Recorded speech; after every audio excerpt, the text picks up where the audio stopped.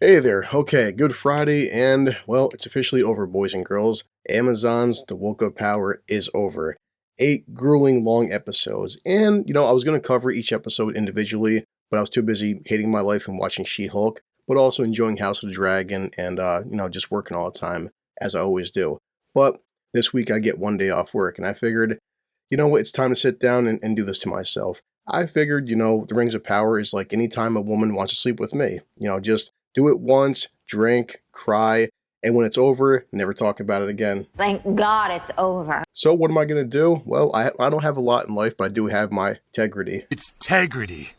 Here's my setup. Let's see. Some Walmart bootleg cheese crackers because, I can't afford Cheez-Its, and a brand new bottle of Pinnacle vodka. Oh yeah, it's actually whipped cream vodka too, and fresh out the freezer. So that and Avengers Cup and some coffee. And so I wanted to show this screen because I'm going to do it. And my thing is, the past month and a half, I've watched videos, I've seen reviews, and as much as I don't expect this to be any good, I have to give my honest opinion. And I can't give my honest opinion unless I sit down and watch it myself. So, and I did this screen share to show you guys right here. Amazon Original, Lord of the Rings, The Woke of Power. And, okay, so here it is, all beautiful, all glorious, 8 episodes. And look, an hour and 12, hour and 12, hour and 9.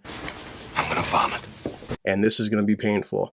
I figured what I'm going to do is after each episode, do a quick 1-minute recap, and it's 8 episodes. It's going to be 8 hours of my life I'll never get back, but I'm going to be drinking every time I watch an episode. I'm gonna get very drunk. I'm figuring by the way things are going, by episode 3, I may be legally dead. So, or after episode 1, I'm going to pull out a fucking Mr. Immortal from She-Hulk. After any of the ends are switching identity.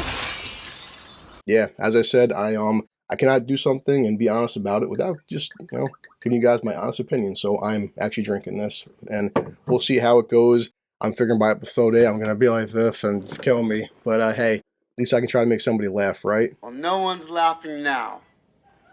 Wish me luck. I got my crackers, my vodka. We're going to start this. I'm going to give my recaps. I'm going to break this up in different sections. I'm guessing this video might be An hour. An hour? long. I mean, watching the video. For me, it's going to be 8 hours. I'll never get back of my pathetic life. I hate my life. It's going to be painful, but at least we can have fun doing it, right? So if you're ready, I hope you like whatever comes after this. I have no idea. I'm not sure how bad it's going to get by hour 5 or hour 6, but at least one thing it'll be is honest. And I'm all about honesty. But at least I'm an honest asshole. Don't have the biggest channel yet. One day if I do get more subscribers, people can say about me, hey dude, you know what? You're a loser, you're a drunkard, but at least you're honest about shit, right? So let's start this off with some coffee and whipped cream vodka. Hey, this tastes like shit. Yeah, not bad. Eventually, this whipped cream vodka, I'll be turning to soda and stuff because I am trying to drop some weight and everything. I'm so fat. I'll get back to you.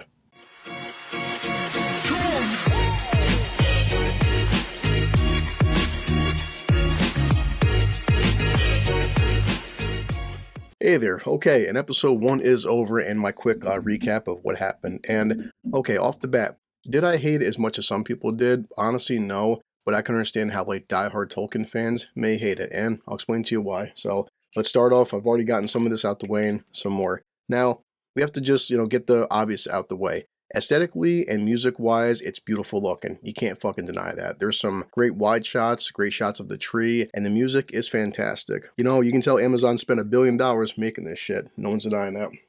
As far as the story, how does the story go? Well, it starts off with Galadriel, and she's just narrating the history and what's happening. The character of Morgoth. Morgoth destroyed their lands, and it's funny, I guess from rights issues and stuff, they can't actually show Morgoth. They can talk about him, but they can't show him. And now we have his main lieutenant, this character called Sauron, who you know, and you just get to see Sauron in his armor. But what happens is, after Morgoth destroys their land of Valinor, all the elves leave and they go to this place called Middle-earth. And we do see this very big, huge battle. And again, it is nice looking. I'm not going to deny that. There's elves and orcs and Nazgul dragons and stuff and eagles. And that's pretty much it. So the next comes down to hundreds of years pass by. Galadriel, she's obsessed with finding Sauron because the opening starts off with her being a small child and her being bullied. She has some dialogue with her brother, Finrod, but the dialogue isn't that great. It's kind of cringy, and okay, Sauron kills her brother Finrod, so she's obsessed now with trying to find Sauron. And boy, people have mentioned this, and I gotta, talk about this. you know, she just comes across as so obsessed and uncaring because To the ends of the earth we hunted Sauron. hundreds of years have passed by. She's trying to chase him down, and they go through this whole ice cavern scene. And there's a snow troll. And just, you tell yourself that when you watch Fellowship of the Ring, it takes the entire Fellowship. You have Gandalf there, and Gimli, and Legolas, and Aragorn, and they could barely take this thing down. They do beat it, but barely. Her versus this fucking snow troll, it's like her entire company easily get their asses kicked, and of course, she's the one person where she's just doing acrobatics, and she's like easily dispatching this snow troll, and you're like, okay. And let's see, now to the Harfoots. Now, this was the biggest thing with this guy. His name is Lenny Henry. Lenny Henry plays a character called Sadok Burrows, and this was a casting of like the first Black Hobbits.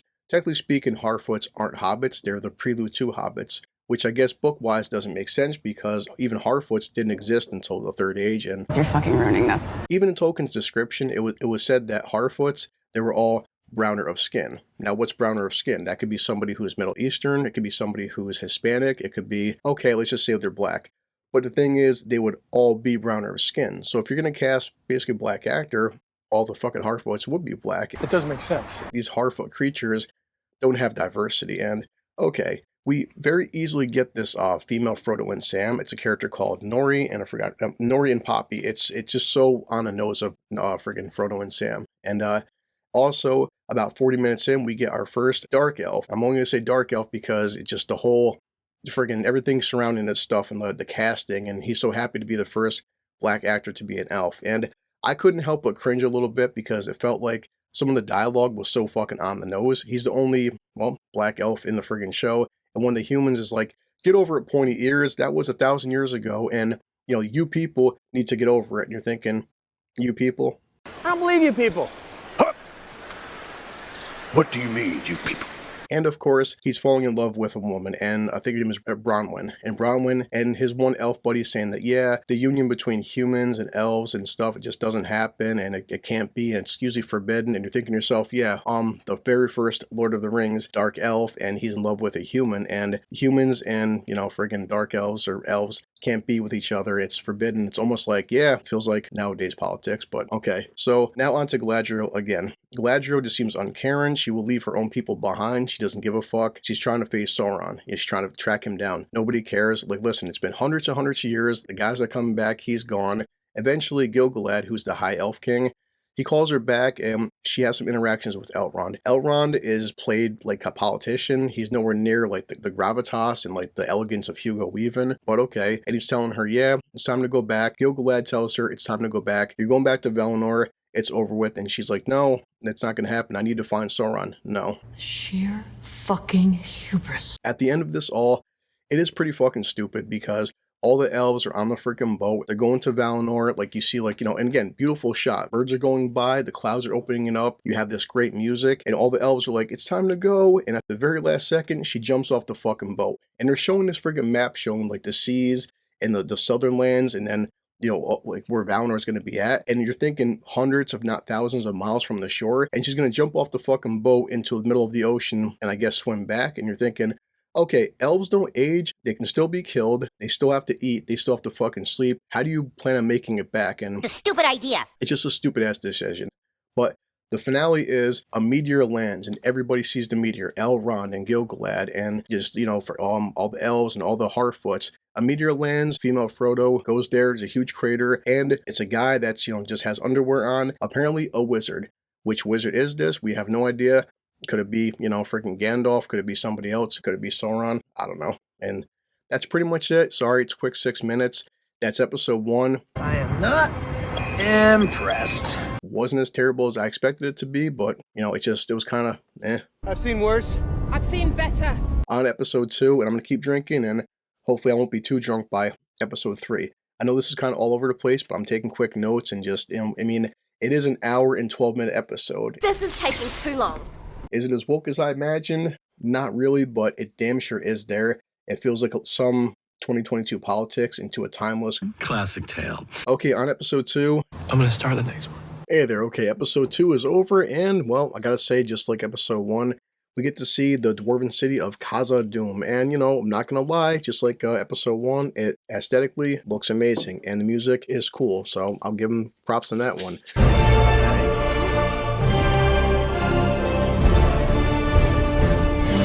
Storyline wise, what happens? Well, Galadriel, because she's a jackass and jumped out of a damn boat in the middle of the fucking ocean. She's swimming, and she comes across a barge with some people and basically a new character named Halbrand. Not sure who Halbrand is, but I'm assuming he may be of some kind of importance later on. Basically, a big ass sea monster kills everybody but Galadriel and Halbrand. So what happens is there's a new elven city inside of Middle Earth called Eregion, and basically Elrond is talking to Celebrimbor. If you don't know who the name Celebrimbor is, I actually played the Shadow of Mordor games, and he is the one that creates the rings that are in the trilogy. And you know what rings we're talking about. He's talking to Elrond. He wants him to construct this massive tower and a massive forge because Celebrimbor wants to create a new project, you know, the rings, and it's pretty much on the nose. So the issue is, you know, elves are not the best smiths and stuff. They're also not the best people at construction. So who they call? The dwarves. Elrond goes to Khazad-dûm, and he has an old friend named Durin. And what happens is, Durin is pretty pissed off at Elrond because it's been 20 years, and he goes, yeah, I know elves are immortal. For you guys, 20 years isn't anything. But the past 20 years, I got married, I had kids, I've had a life, and I don't want you here anymore. They get into this contest of breaking stones, and of course, dwarves are stronger than elves, and eventually Elrond, he just yields because he can't keep up. You know, Durin wants him to meet his wife and give an apology. And we get our first diversity dwarf. You are a diversity hire. Yes, I'm going to call Disa the diversity dwarf because, again, instead of making a good storyline, instead of like making a great show. The fact that you are the first black woman to be a dwarf in Tolkien, the first woman to be a dwarf in Tolkien. All the marketing, all the interviews was the actress and the actors and the producers talking about diversity, and we have to have... Well, we learned that they exist. Representation and saving lives, and like, no, it's bullshit. Because even... This is the first time that we see a woman, and the first time that we see a black woman. And I have to say this, small details and all that, if you watch Two Towers, and it may seem silly to you, but dwarves, the dwarven females... It's true you don't see many dwarf women. And in fact, they are so alike in voice and appearance. They have beards, you know, it's even something that Gimli says to, even Aragorn says, it's the beards. But they're often mistaken for dwarf men. It's the beards. Oftentimes, female dwarves are mistaken for male dwarves because of the beards. Not a single dwarven female in Khazad-dûm has beards. Oh, come on! And I keep laughing to myself that when you look under the general trivia tab for the Amazon for Rings of Power right here, it even says that, you know, Khazad-dûm is carved from rock and it's deep underground. And I'm thinking to myself that, okay, I mean, I guess it makes sense that Durza exists because there's so much sunlight underneath the rock and these guys never go outside, but, you know, details and all that. Doesn't make sense. When it comes to the Harfoots, Sorry! talking to the wizard, apparently he just still can't speak English yet. He mumbles all the time. He even gives off like the Gandalf vibe from the Fellowship of the Ring when Gandalf was telling Bilbo Baggins, and I'm not trying to rob you, and the screen gets black and stuff and dark, and he does the exact same thing. Bilbo Baggins! Do not take me for some conjurer of cheap tricks. During the episode, he just mumbles and yells, and I'm still unsure what his character arc is, but he's there. In terms of the humans, well, we have our Dark Elf. The Dark Elf. He's going on a side mission because the area that he was watching, there's a lot of poison, and he's crawling underneath underground caverns, and not important. But the character he liked, Bronwyn, her and her son Theo, well, Theo was he was digging into the basement there, and apparently an orc pops up. Her and Theo kill the orc and tells her entire village we have to go talk to the elves, and we need help. Galadriel was gonna die and drown in the water, and Halbrand saves her. She wakes up, and you know they're still on the friggin' barge in the middle of the daytime, and a ship comes up there, and they're gonna save them, and we're saved. Nothing of really relevance happened besides Durin and Elrond just apologizing to each other. So, we're friends again? Aesthetically, looks great. I did like the music. Nothing felt cheap in this episode, but yeah, just lots of talking and nothing really happened. So, Nothing happened. I'm already a quarter of the way done with my whipped cream vodka here on episode 3, and I'm really struggling. Yeah, let's pray for us all. Let us pray. I'll see you in a minute. Episode 3. Okay, boys and girls, episode 3 is just over with, and it's called Adar. And what happens? You finally get to see the island of Numenor, and yet again, I'll give them credit. Numenor looks beautiful. Great music, great aesthetics. Not gonna deny that.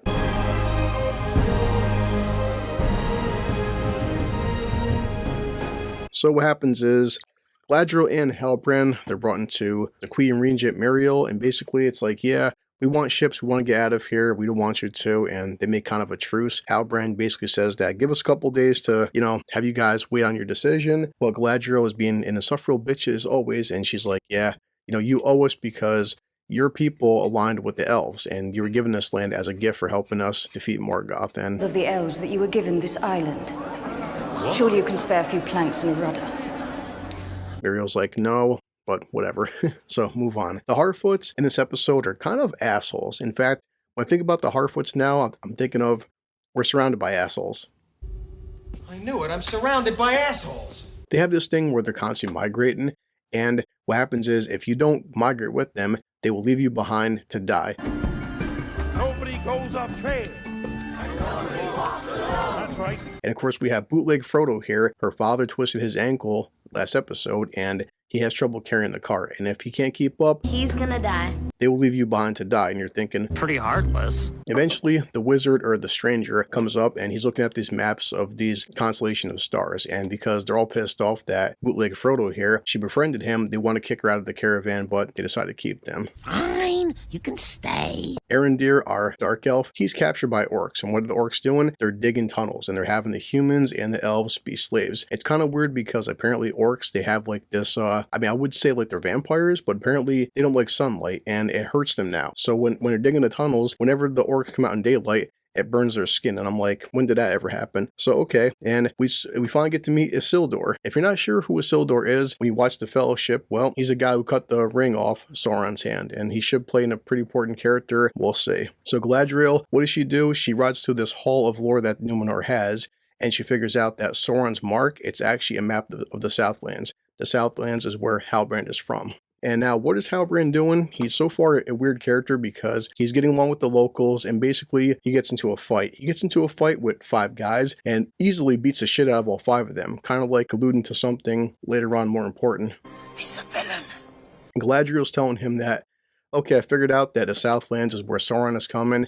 It feels like they're trying to make him like this bootleg Aragorn in a sense, because she's like, you're southern people, you have no king, and you have this mark around your neck and stuff. And he's like, yeah, but my ancestors, you know, they swore this blood oath to Morgoth, and, you know, I'm not the person you think I am. But she's like, no, we need you, and it's going to be a good fight. And okay, but the ending scene is we have Arendor and his elf people, they wind up like breaking out their chains and they try escaping, but then the orcs, they unleash a warg. If you're not sure what a warg is, if you watch The Two Towers and Return of the King, they're like these wolf kind of like hybrid like beast looking creatures that they ride. It kills a bunch of people, they try escaping, they don't. Arendor is still kidnapped, and at the very end we hear a chanting. This chanting is we're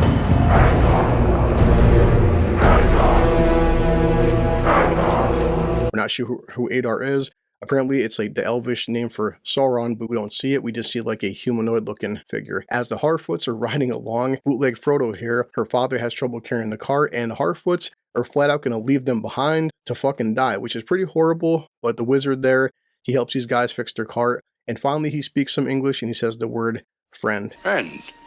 There is a fight scene with Arendor and the orcs. It feels very wiry and very kind of like over the top. Doesn't seem realistic at all. So that's pretty much all I can say with episode 3. Not much happened. Numenor does look fantastic. Galadriel has some bad dialogue. She's giving it back and forth between the Queen, Regent Muriel. We get a new character of Adar. Harfoots, every time they fucking talk, I'm like, wow, you guys are assholes. And I'm waiting to see the fucking Lucky Charms for a leprechaun there because the accents are so bad and over the top. Yeah, they're always after me, Lucky Charms. Episode 3 is over. We're already a quarter way done with the whipped cream vodka, which is still delicious. It's kicking in, and dear God, I got 5 more episodes to go. It's already fucking noon, and I want to kill myself, so.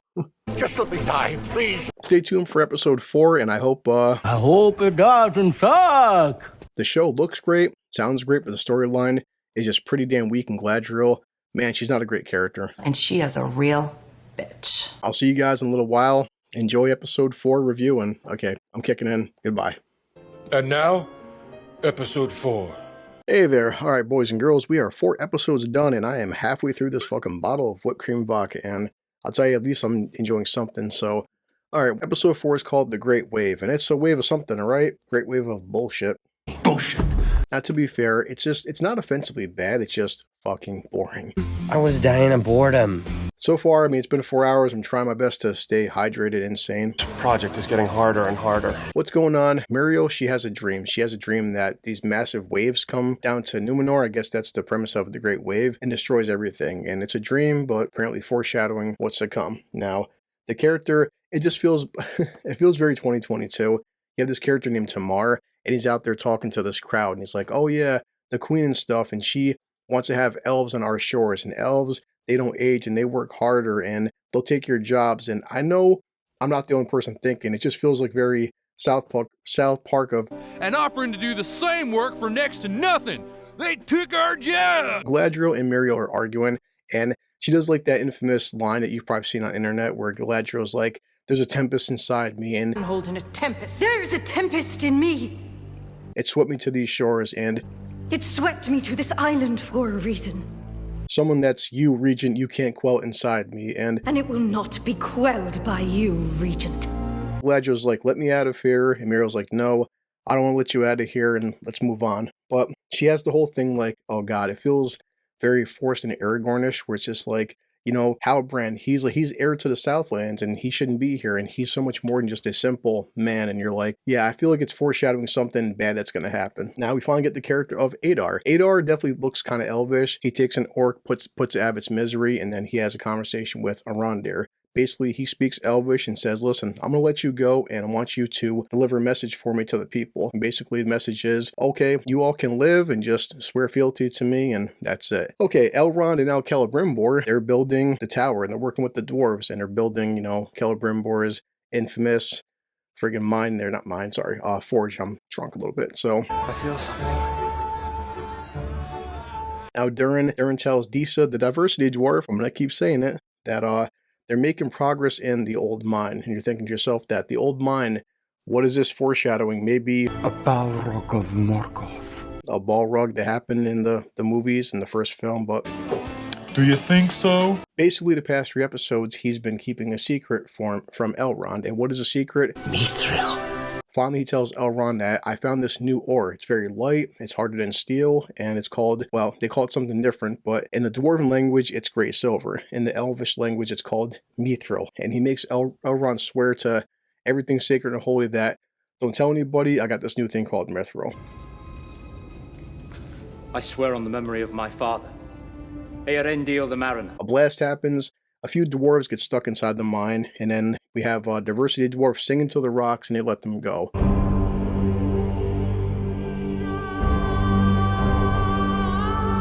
Then Durin makes peace with his father because his dad's like, stop digging, you idiot, because you're gonna... The dwarves delved too greedily and too deep.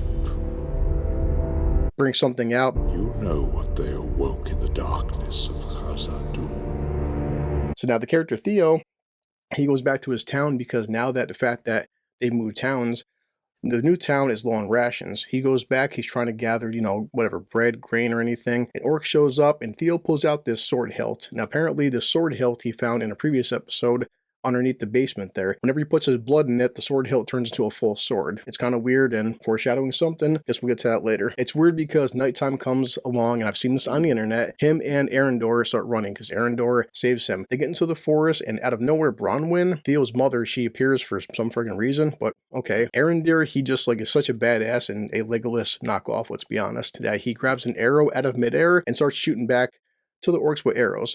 They run into an open field, and now it's daylight, and the forest is right there, and all the orcs like, okay, they can't go into open daylight now, which they can, but they choose not to, and okay, whatever. So they're in an open field, and all the orcs are there, and they're snarling at these guys. You're thinking to yourself that there's 3 of them, right? 200 fucking orcs chasing you, just unleash a big volley of arrows, and you'll wipe the 3 of them out, and they don't, and it doesn't make sense, so... Fucking stupid! Whatever, move on. But when they finally get back, Arendor does tell, you know, Bronwyn, yeah, basically either swear fealty to our bad guy here, or he'll kill you and wipe out the lands and bend the knee. At the end of it all, Muriel has a Palantir. If you don't remember what the Palantir is, Pippin or Merry, one, I can't remember, I'm drinking, but they stole it from Saruman, and she has one as well. It can like see into the future, see visions. So Miriel lets like Galadriel look at it. She looks at it, sees that, guess what, Numenor gonna be fucking wiped out. So what does she do? At the end, she lets Galadriel go. Halbrand stays behind for some odd reason. And then she makes this royal decree that, you know what, we're going to send aid, we're going to help the Southlands, because apparently the Southlands are being overrun by Sauron's forces. No big battle sequences, some very weird stuff with Arendor, no Harfoot, thank God, no stranger, thank God, and just a lot of boring talking. And you're like, please stay awake. Boring. So that's it, 5 minutes. On to episode 5, and let's see, we only got 5, 6, 7, 8, 4 more to go, and holy Christ. Save me, Jesus! It's not as bad as I imagined, but it's not good neither. It's a fucking chore to get through. I may not be as forgiving if I was sober, but thank God I'm half a bottle of vodka in and just... It's nice to be drunk. Yeah, the hardest part so far is staying awake. Gotta stay awake. Gotta stay awake. Yeah, on episode 5, and I'll see you guys in a few minutes. Another great show. Hey there, boys and girls. Okay, let's see. Our Pinnacle Whipped Cream Vodka is halfway done, and we're halfway over with this show. And episode 5 is called Partings, and so far the only thing that is parting is my fucking will to live. So little fella's just lost his will to live. Let's just do a quick recap of what's going on. Okay, so we have bootleg Frodo talking to the stranger, which is, let's just call him Gandalf at this point. We're 5 hours in. I don't care anymore. Apparently now he's learning some more words, his vocabulary is increasing, and he's just doing more than speaking some kind of strange tongue and mumbling like an idiot. He's a raving loon!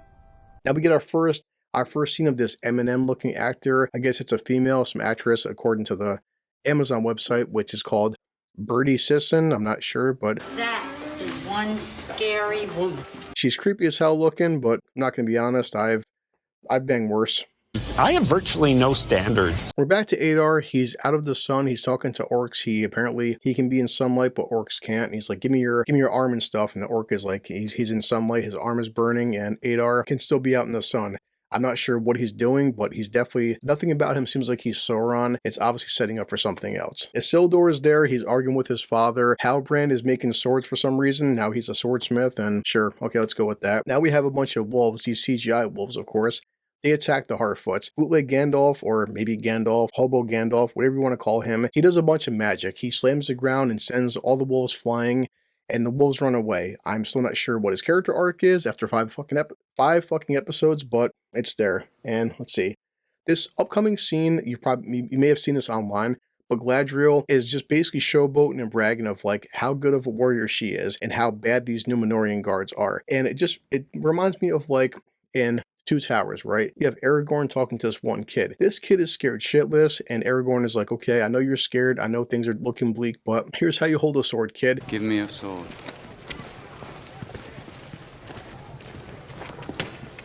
Here's a proper way to use it. This is a good sword.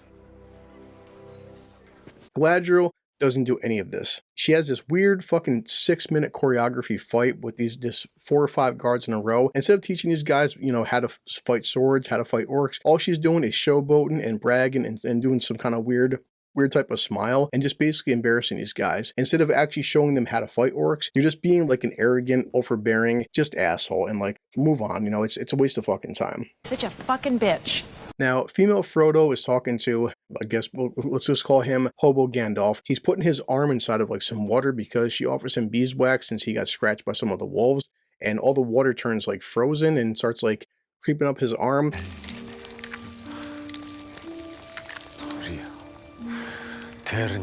And she does it as well, and she puts her arm in there, and it knocks her back. Like, don't mess with this wizard, dude, because he's doing weird shit, okay? Now, High Elf Gil-galad meets with Durin, and they're discussing manners and the tension between dwarves and elves. And it's kind of weird because there's this big stone table and a slab, and what Durin is saying is that this stone is very sacred. So Gil-galad's like, you know what then, it's important to you, we'll give it back. And Durin's like, hey, I'm glad that elves still have honor. The following scene is, it's kind of weird, maybe from member berries, but we get to see a CGI, of course, Balrog.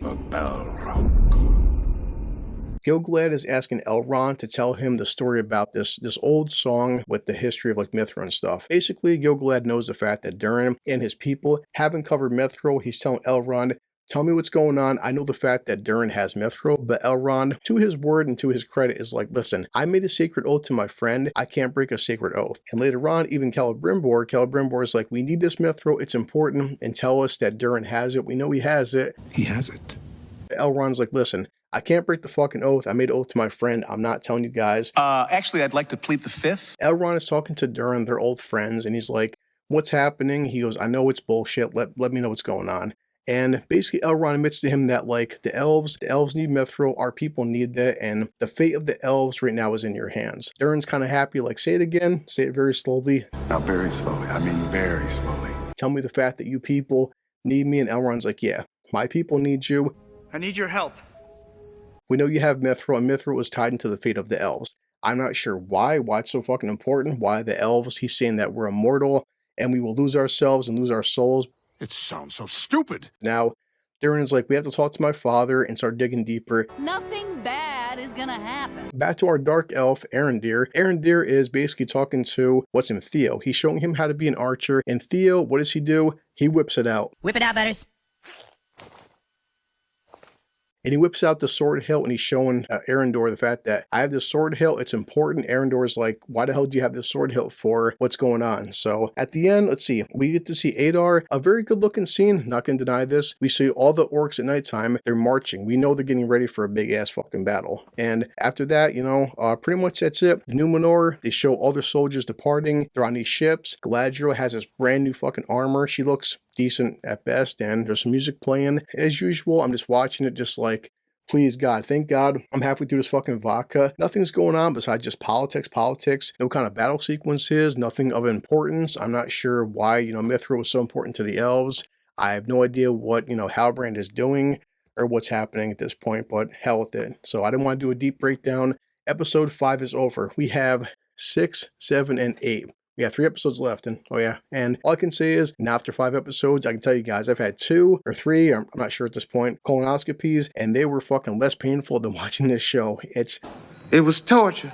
Straight torture, son. At this point, not offensively bad, but just dull as hell, and as usual, Galadriel is not a sympathetic character, not a character I can get behind. She's just arrogant and boastful, and just somebody who's just taunting fucking people lesser than her, and whatever. So, let's get into episode 6. I've heard different things about episode 6. I'm going to watch it myself, and hopefully next 3 episodes we can finish this fucking vodka and not, you know, not want to kill ourselves. And not even the will to live. Enjoy this 6-minute breakdown of episode 5. Let's get into 6, and I'll see you guys in a few minutes. All right, next episode. Hey there, boys and girls. Okay, so episode 6 is over. It was called Udar. I'm not sure what Udar means, but yeah, look, it's almost over, and 2 more and we're done with this shit. And so what's happening? What's going on? Well, it starts off with Adar, and he's just talking Elvish and stuff, and there's a whole legion of orcs, and you know that a big battle is about to happen. So now we have Galadriel and Isildur and Halbrand. They're on a ship, they're talking, and they're about to do this battle.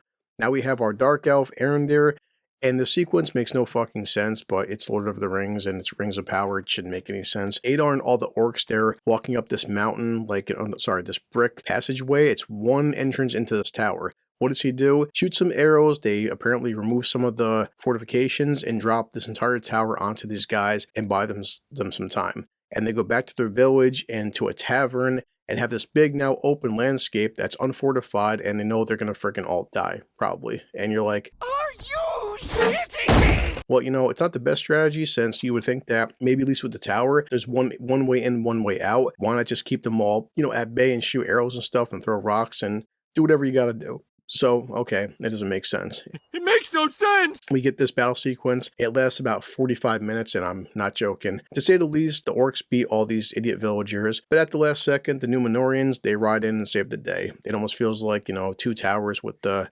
Rohirrim, or even Return of the King, and yeah.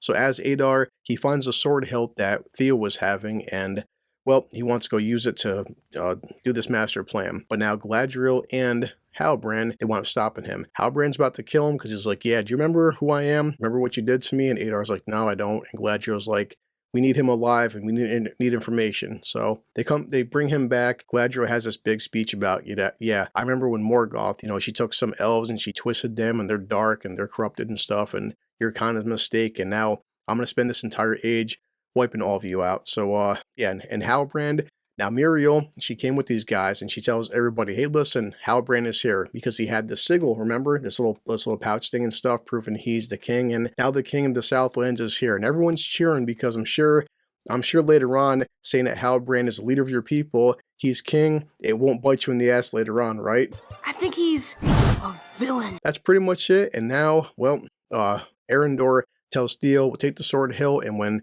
the Numenorians go back, toss it into the ocean, and you know, because we can't destroy it, we tried. And guess what? Theo opens up the cloth, and the Sword Hill, it's gone. What happened? The one older guy, the guy that was creepy and stuff and who was loyal to Sauron, he grabbed it, uses his freaking blood, puts it inside the stone, opens the stone up, and now guess what? All the water starts coming down, and all the tunnels the orcs were digging, everything floods into this massive volcano. And you're thinking to yourself that, okay, if a whole bunch of water hit a bunch of lava, at best it would cause some steam, but apparently all this freaking water makes the volcano erupt, and you're like, that's not how fucking volcanoes would work. And almost like, oh god, look, they just created Mount Doom from Lord of the Rings, and like, yeah, everybody's watching, like, we're all screwed, we're all gonna freaking die. At the very end, they show Galadriel, she's watching it, and like all the ash and soot and everything just hit her into the face, and all the fire, it should kill her, but we know it's not gonna kill her, because that would make sense. And yeah, so battle sequence, mediocre at friggin' best. Feels like a big, long, just drawn out waste of money. The Numenorian armor, I'm not sure why it looks so fucking cheap, and like just these guys were like at the dollar store or something and painting this shit on. And yeah, so this is going on for 4 minutes longer than anticipated. There's not much to talk about since, again, it was a 45-minute battle sequence that just didn't look good. And one last thing, I'm not sure, whenever Arondir fights, he's fighting this one orc and he jumps and flips and everything. It's so obvious CGI. And like, why do you need so much CGI to have a guy fighting orc? Like, never happened with Orlando Bloom there, Legolas and whatever, right? So the end is near. 2 more episodes to go, and we got this much left, and I'm sure the finale won't be a disappointment, right? It's probably going to be a shit show.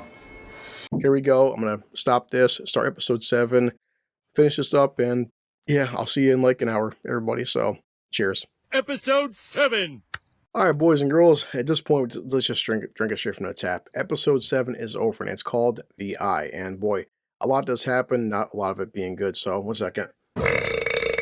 All right, Galadriel, of course, hasn't been killed by the eruption of Mount Doom. She's covered in Cheetos, as everybody would say, and now bootleg Gandalf, or the stranger, whatever he is, he's with the Harfoots. He's trying to heal a tree, and the branches are falling down. The one idiot bootleg Frodo there pushes the girl in front of the tree instead of pulling her back, and they're all looking at like, bootleg Gandalf, like, why'd you do that for? And he was just trying to do something good. Durin has this very long argument with his father, King Durin. King Durin is like, you know, stop digging. We have to stick with the old ways because you're going to cause more harm than good.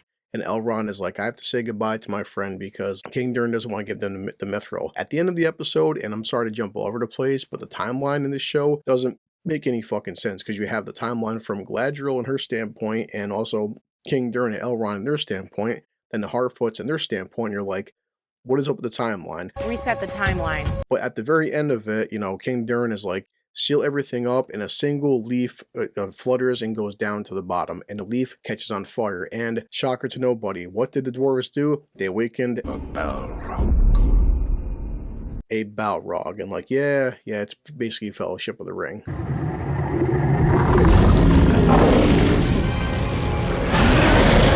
What's happening with Galadriel?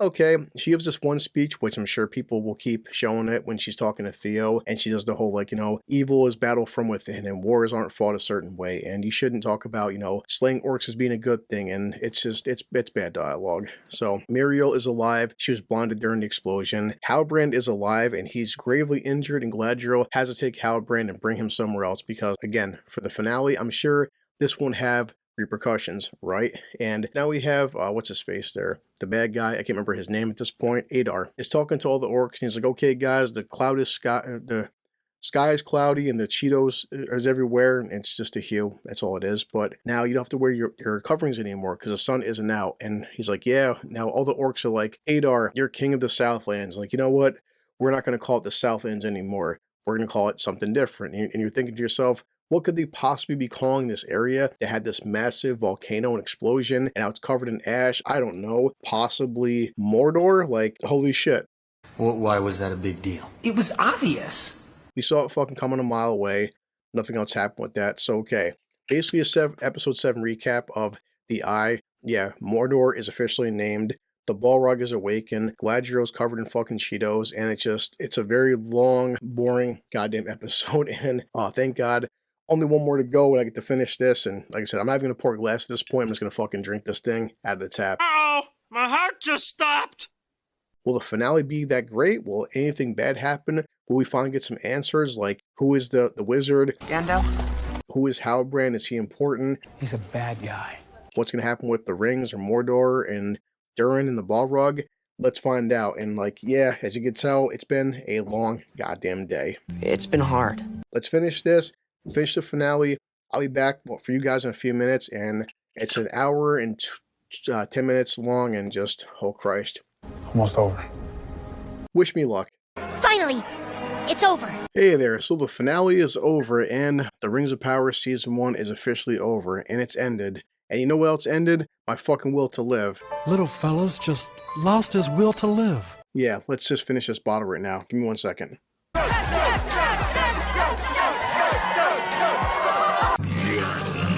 So what happens to the finale? Is it as bad as everybody expected? Oh yeah, it is, and that much worse. Oh, it's even worse. Basically, bootleg Gandalf, he can talk some more. He gets into the fight with these weird three creepy wizard chicks and whoever they are. They keep calling him Sauron, but you know, he's not Sauron, obviously. He is not Sauron. He is the other.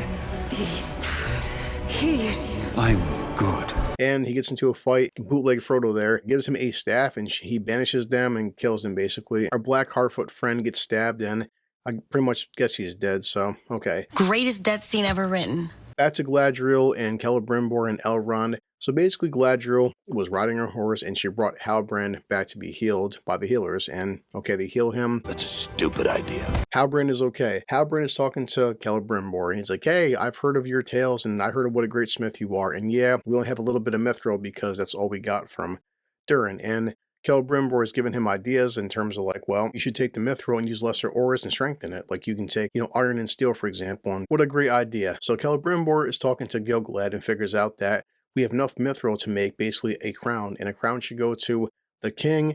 And Gil-galad is like, well, one being shouldn't have this much power.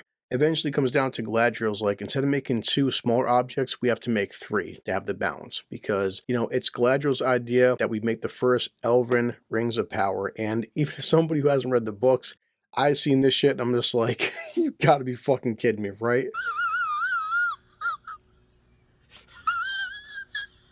Bullshit. Bullshit.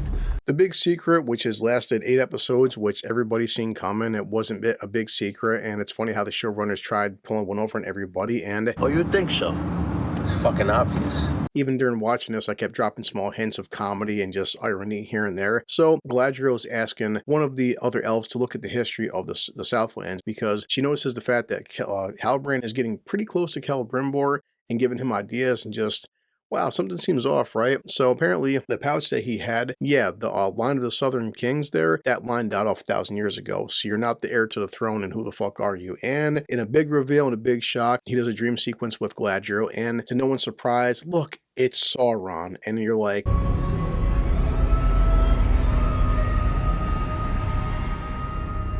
oh, go fuck yourself. Fuckface. First, take a big step back and literally fuck your own face! Now that's over. I'm finishing this with Dr. Pepper and Zero. So yeah, an old cliche of a bad guy. It's like, you know, you will be my queen. And the fact that they even they use dialogue from Fellowship of the Ring with the whole like, I would be a tyrant and to the ends of the earth. And I'll pull a clip up later because I'm too drunk to remember the exact quote. But it's so much what Cate Blanchett says from Fellowship of the Ring when she's talking to Frodo. And they pull it. You would have a queen! Not dark, but beautiful and terrible as the Lord! Directly from the movie, and you're like, oh, just piss off, right? It's no, it's not working here. So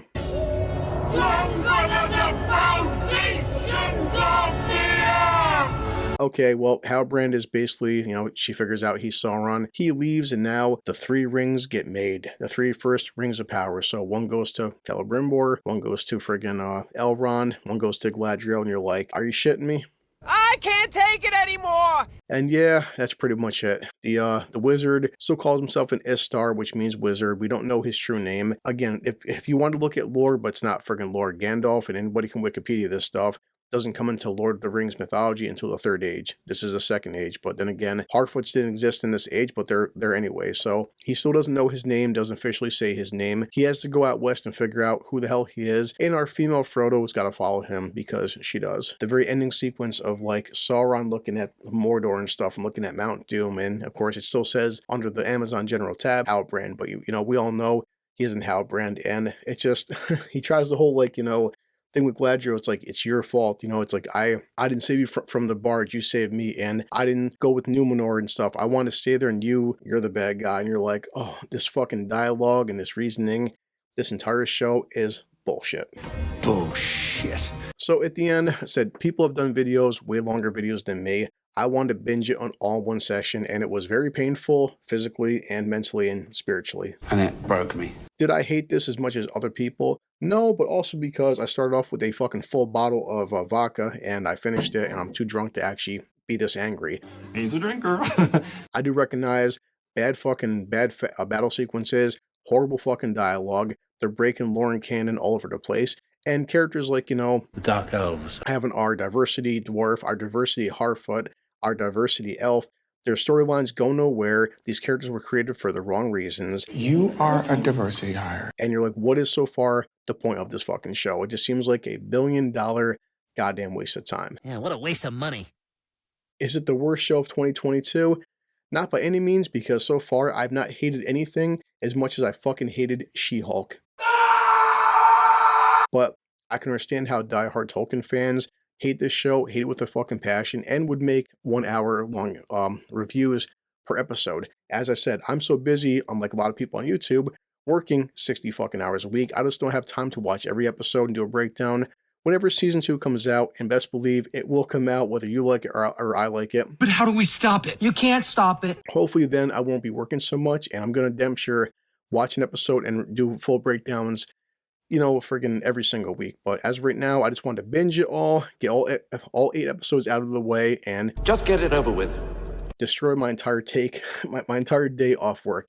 As you can tell, I'm pretty fucked up, and who wouldn't be after watching this show? Now that's a broken man. Would I have hated it more if I was sober? Possibly, but again, when you're fucking this loaded, you kind of don't care, and you want to go take a fucking nap. So, by all means, was the Rings of Power as bad as I expected it to be? It's even worse than I feared.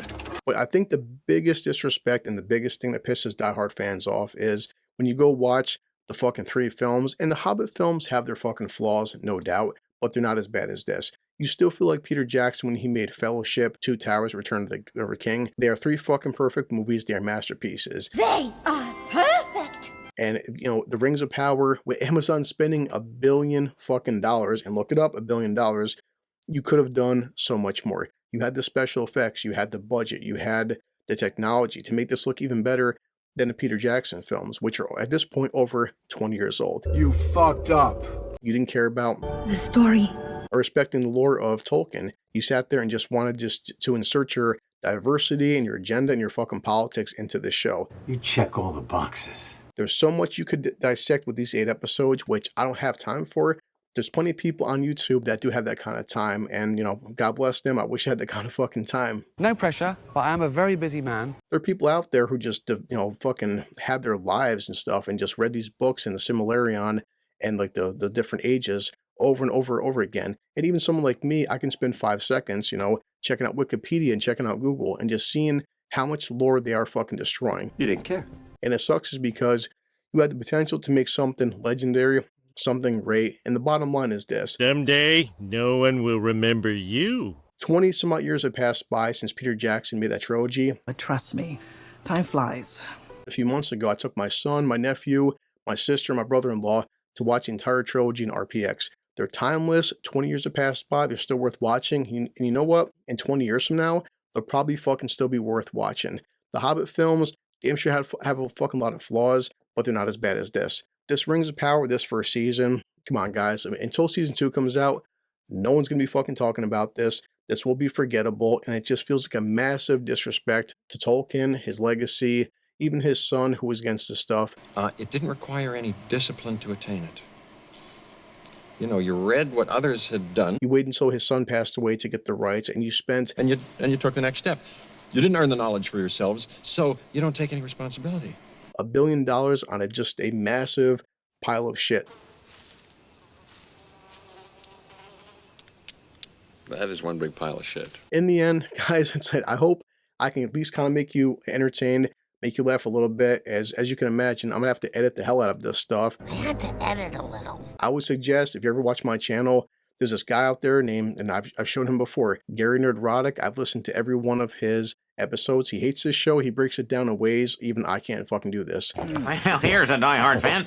There's people out there with YouTube channels from like Melanie Mack to like Chrissy Meyer, and just it's endless. Disparu, Az and Heels versus Babyface. These guys break this show down how bad it is, and it damn sure is fucking bad. As I said, I'm too fucking drunk and not that big a Lord of the Rings fan to be fucking this offended. Tomorrow when I wake up and I start editing this stuff, I'll probably be fucking more pissed off. Well, it's time to sober up.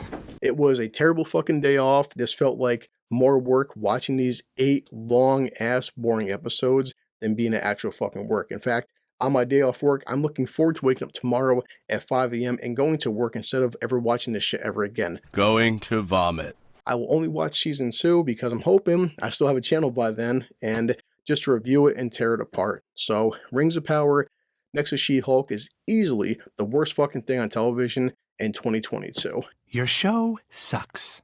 Because I joined a Critical Drinker Facebook group. I told people I took a picture up of the cheese crackers, the bottle here, and I'm going to spend my entire day off. The man of focus. Doing this shit, and everyone's like, good luck, bro. You got a lot more patience than we have, and we're not sure The sheer fucking will. how you could do such a daunting task. Stories you hear about these men, if nothing else, has been watered down. I hope I made at least one person smile and laugh. I hope you like it. And I hope you understand the pain mentally and physically I do endure spending, well, you figure each episode's an hour and 10 minutes long. So basically fucking 9 hours just dealing with this fucking bullshit. And it was a chore to get through. It was hell. I had to recognize, yes, some scenes do look good. Some music does sound good. But that's pretty much it, you know? It's just $1 billion polished fucking turd. And I present to you your polished turd. I'm drunk as you can fucking imagine. So, yeah. As always, guys, holy Christ, it's been a long fucking day, and back to work tomorrow. I'm going to edit this shit, as you can imagine. Apologize for repeating myself, and hope you had a good time watching my, I'm guessing, 30-minute, 40-minute fucking review of Lord of the Rings, The Woke of Power, because this shit was woke as woke can fucking be. Say that 5 times fast. So, as always, I'm going to fucking pull up Bender. This is probably the longest video I've ever done, and it's going to take me some time to edit this stuff, and I hope you guys enjoyed it and enjoyed my fucking suffering, because believe me, I did suffer. You know what to expect. Let me go get my drunken robot buddy, and holy Christ, this hurt. So enjoy. This calls for a drink. Tomorrow, I'm looking forward to going back to work.